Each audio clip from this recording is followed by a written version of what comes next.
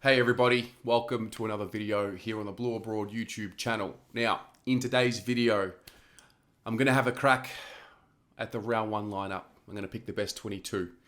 So it's tough. I've seen a couple of them. It's not going to be too dissimilar to what most people think. There's always going to be some variations in how we structure up and how we go.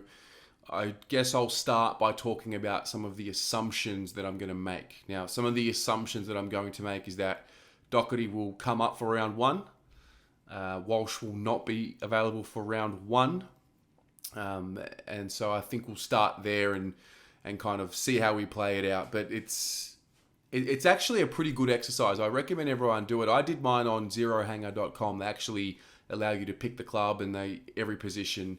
You can actually pick each player that's on the list. I'll put it in the description below. I'll put a link there for you to have a go at it. But let me know what you think about mine. I'll run you through some of the thought process behind some of these selections and we'll go from there. So starting in the back line, the two key pillars, I've gone with Oscar McDonald, Jacob Wiedering. I think it goes without saying. I think McDonald's had the better preseason than Lewis Young, and I think he's solidified himself in that role. And I think eventually as the season goes on, I'd love to see Wiedering play more as a centre half back than what I'd want to see him as a fullback. But I think, early in the piece, particularly in round one, I would imagine Wiedering goes to Lynch and McDonald goes to Revolt. So we'll see how that plays out. Whether they play centre half back, fullback, it doesn't really matter. They're your two key pillars. Now I've got McGovern in one of the pockets. He's obviously our intercept player. I've got Doherty in the other pocket. And then I've got Sard and Williams on either half-back flank, which is something that's been made pretty clear that the two of them will be doing. They're going to be pushing up the ground a bit more, and I think this is where it's important to have some extra coverage on the bench. So I've got Nick Newman as that seventh, if you call it, defensive player, and I've even got Brodie Kemp, who I might talk about a little later on. The centre line, I've got Setterfield on one wing, Lockie O'Brien on the other wing, and Patrick Cripps right there in the middle. That's really what we've been seeing in the preseason, and that's really the only reason I've got them where I've got them. Cripps can also be named as a follower, but I think it's pretty clear we're going to give O'Brien a crack and Setterfield a crack on the other wing. Now, this is where it could get interesting. Do you bring in Doherty into this team and put him on the wing?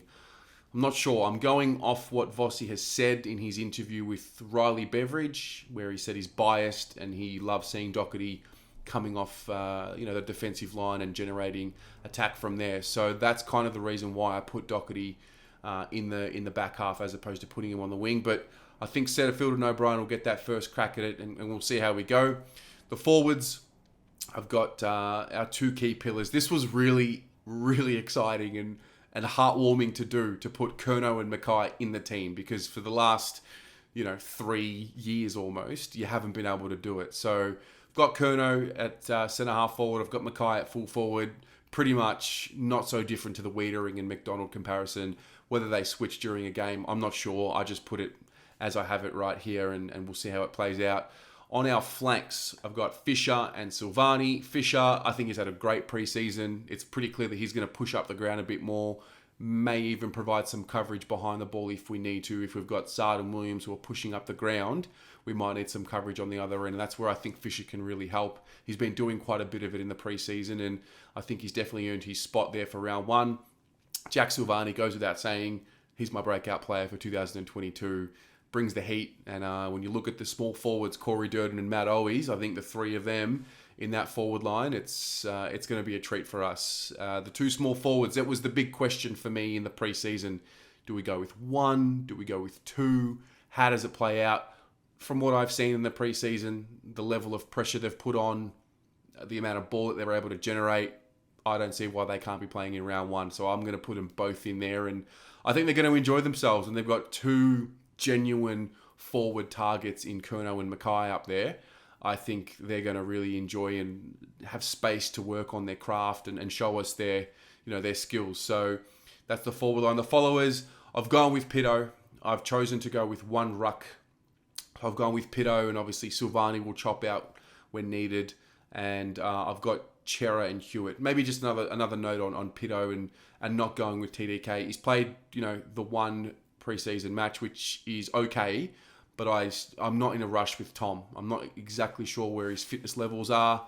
I think the beauty of it is we can even play both of them. And as I got to the bench, the last spot was, in my mind, it was, do I go with Brodie Kemp or do I go with Tom De Koning? And I think the flexibility of Kemp swayed me more towards him. So that's how I see the ruck position. Chera Hewitt, lock him in. They're going to be great for us. Now, the bench, I've got Jack Martin. He's another one that only played at one game in the preseason, so I'm very wary of that selection, but I just think there are certain players that are just that good, and I think Jack Martin is one of them. Now, is he going to be ready to be fully fit at his best by round one? I think so, and if that's the case, I think he'll play. If not, then we might be talking about somebody else coming in. Maybe that is where you put a De Koning or a Fogarty. I'm not exactly sure. Newman, I mentioned before, I think he rounds out that back line and gives us a little bit more structure as well. He can play on smalls. He's got a beautiful kick. He takes kick-ins as well. So I think he'll definitely feature.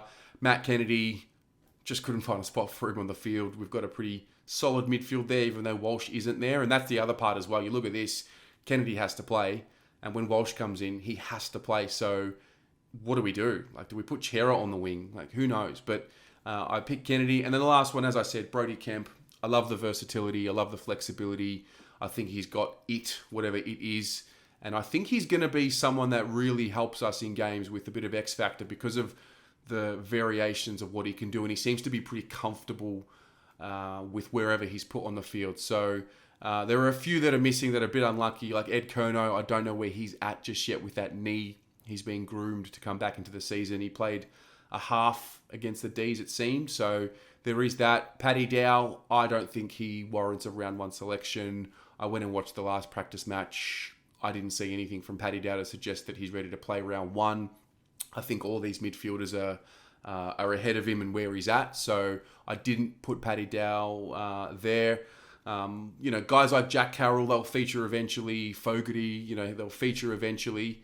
But in terms of, having to pick that, that 22, or in this case, that 23, it was just a little bit difficult. Stocker's the other one, obviously. He won't be ready. And when he comes in, we've got another selection headache. If I have to pick a sub, basically it's the next cab off the rank. I'm probably going to go with I think I'm going to go with a Tom Williamson as the sub. I don't think you can put De Koning as a sub necessarily, so I wouldn't put him there. He'd probably be the next best player available at the moment, but I think I'll put Willow as the sub and see how we go, unless it's going to be a Jack Noons type. So there's my predictor 22. Let's see how the news plays out. It is the 8th of March right now at the time of filming this. We've still got some time before round one, so if anything changes, I might update this list. But for you guys at home, let me know, what's your best 22 for those that are available for selection in round one. Put them in the comments below and we'll compare them and we'll have a good chat about it.